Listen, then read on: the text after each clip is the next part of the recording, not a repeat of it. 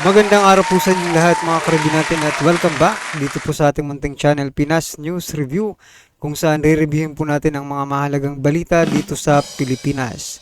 Mga simpleng komento sa mga issue dito sa Pinas at eto nga mga karibin natin konti na lang bibinggo na si PBBM sa kudita. Nako. Yan po ang ating alamin mula po dito sa channel ni Pinoy Streamline. Yan.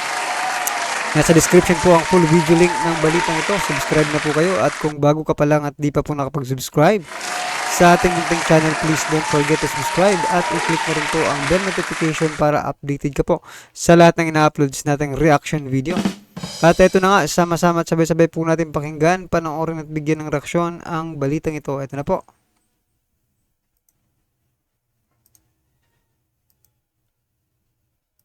Alam nyo, nung linggong ito ay nagsalita po si Secretary Boying Remulla. Makikipagtulungan na raw ang Pilipinas sa ICC at ang tinanong kung bakit nagbago ang ihip ng hangin, ang sabi ni Secretary Remulla, kasi nga po nagkaroon ng resolution ang Kamara de Representante. Parehong-pareho pong nangyari sa SMNI na bagamat walang visa yung resolution ng Kamara kasi wala namang resolution din ng Senado, dahil pinasara nila ang SMNI, sumunod ang NTC. So di ba tama ako? Ganyan ang formula nila. Miski alam nila na walang resolution galing sa Senado, basta nariyan ang resolution ng Kamara, hindi po pwedeng ma-ignore ng executive branch of government dahil nga yan ay sense of the House. Pero kinounterband na naman ng ating presidente ang pagnanais ni Mr. Specker at ng kanyang mga kasama sa mababang kapulungan. No, for the 100th time, hindi tayo makikipagtulungan sa ICC. I will not lift a finger para makipagtulungan sa ICC. Napakagandang balita po yan.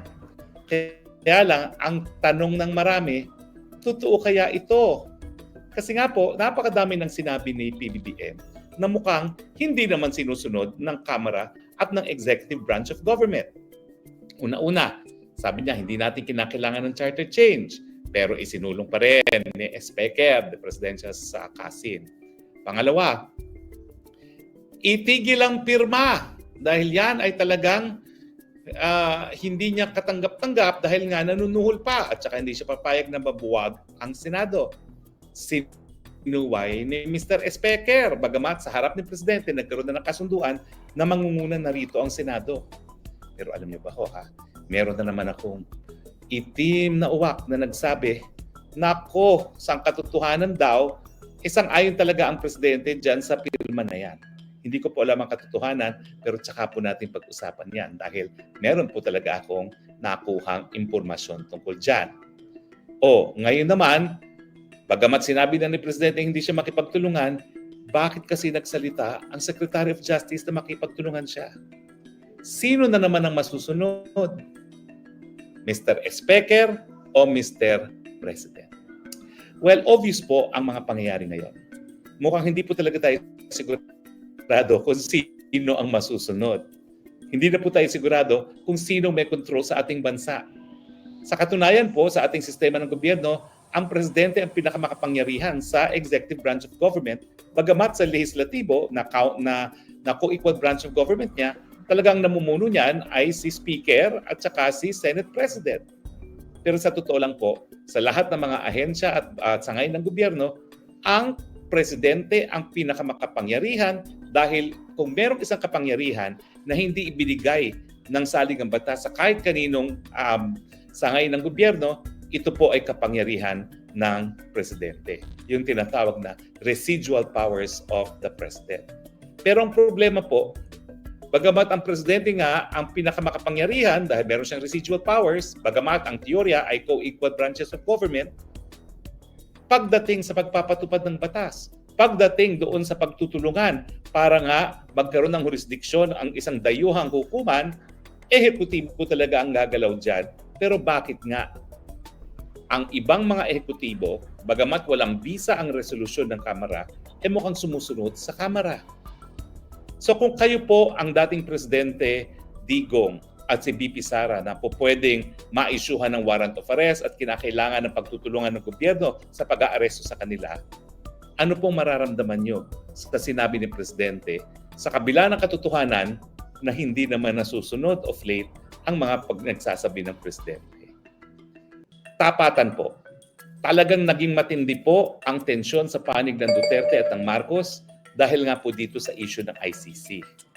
Nabalita ko na po sa inyo na talagang nagkaroon po ng pagbabago ng ihip ng hangin. Ang impormasyon ko po, si Presidente mismo, yung sinabi niya na pag-aaralan ng pagbabalik sa ICC kasi nga may nagmarites sa kanya na nagdi-destop daw si dating Presidente Duterte. Ang aking panindigan, hindi po totoo yan. Bakit naman susuporta ang dating Presidente Duterte sa destop na magiging dahilan na mawala rin naman dato ang sarili niyang anak na si Vice President Sara Duterte? At ang sabi nga niya, pag nagkaroon ng destabilization at pumasok ang military, gagawin lang nilang palamuti ang Vice President kung siya ang gagawing symbolic head of government. Kaya ang sabi niya, sasabihin niya pag mangyari yan si VP Sara, huwag kang tatanggap dahil gagawin ka lang puppet ng militar. Pero alam niyo pong nakakabahala? Kapag patuloy ang ginagawa ni Speaker na pagsuway sa presidente, mas naniniwala ang taong bayan na hindi kontrolado ng presidente ang gobyerno. Hindi ko alam kung bakit. Siguro nga may sikreto na alam ni Speaker, kaya ganun na lang kung paano niya lapastanganin ng presidente. Or siguro nga may mga pananahon na talagang hindi in control ang presidente. Hindi ko po alam ang katotohanan dyan. Pero ang delikado po dyan, nung minsan na sa tingin ng militar, nawalan ng kontrol ang presidente sa pangyayari sa ating bayan, sila na pong nagdesisyon na sila na ang mamumuno. Kailan po ito? Noong 1986. Nung nagkaroon ng perception ng militar na talagang may sakit na ang dating presidente Marcos Sr. at hindi na niya kontrolado ang military at ang kanyang gobyerno, kanya-kanya na, nag-alsa po sila. Bumitiw po sila sa chain of command at pinaligiran sila ng taong bayan. Ngayon po, ginugudikta natin yon as people power. People power po ang tawag natin, pero sa katotohanan, kudita po yun. Militar ang nagsabi, ayaw na namin dahil hindi na kontrolado ni Marcos Sr. ang gobyerno. Diyan po ako natatakot. Abay, baka dumating sa punto, dahil nga kontra Speaker, na isipin ng militar na hindi na kontrolado ng presidente ang gobyerno. At kapag naisip ng militar na naman yan, gaya na nangyari sa Thailand, gaya na nangyari sa Myanmar, baka magdesisyon sila na sila na ang magiging liderato. Patay na naman ang demokrasya natin. Ako po, yes, tagapag-suporta po ako ni VP Sara. Pero ayaw ko po yan. Dahil kapag ang militar ang nagdesisyon na sila na ang magiging leader ng bayan, mawawala na rin po ang mandato ni VP Sara. Noong 1986 po, ang sabi ng Korte Suprema, nagkaroon tayo ng revolutionary government dahil nga nag-aalsa. So nabaliwala ang saligang batas, nabaliwala ang termino ng lahat na halal na opisyales. Naalala nyo, di ba? Marcos Tolentino noon, pero nawalan sila ng mandato. Ganyan din po ang mangyayari. Kaya ayaw kong mangyari yan dahil ayaw kong mawalan din ng mandato si VP Sara na halal ng 32 million Pilipinos.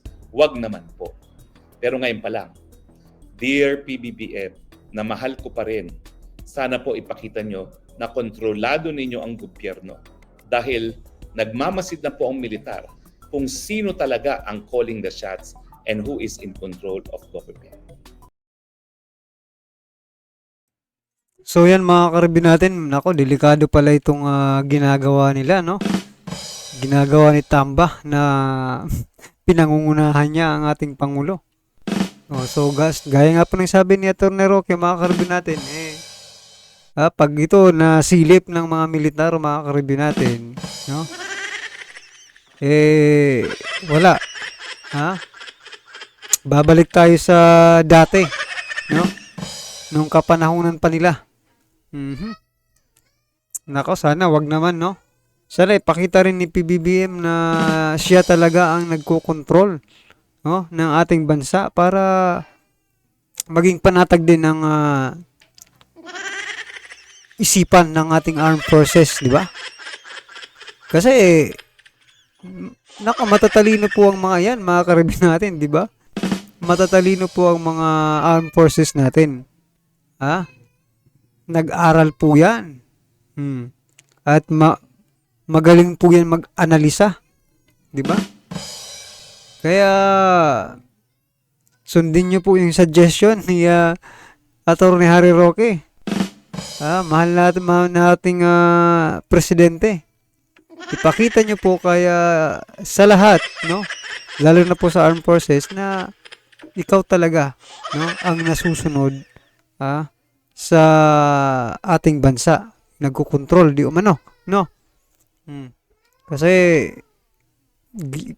alam na po na may pattern na rin eh. Di ba? Oh, kasi nagkaroon na ng kudita sa ating bansa eh. Ibig sabihin, alam na po ng mga militar kung ano po ang gagawin nila pag dumating ang araw na yan. Oh. At sa taong bayan po sila kakampi. Di ba? Kasi nakikita na, nako, delikado pala ito mga karibin natin, ha? Sana mapag-isip-isip nila ito.